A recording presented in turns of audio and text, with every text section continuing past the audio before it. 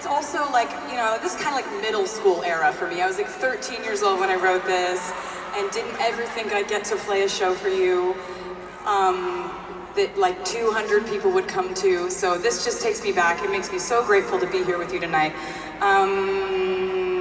It's called I'm Only Me When I'm With You.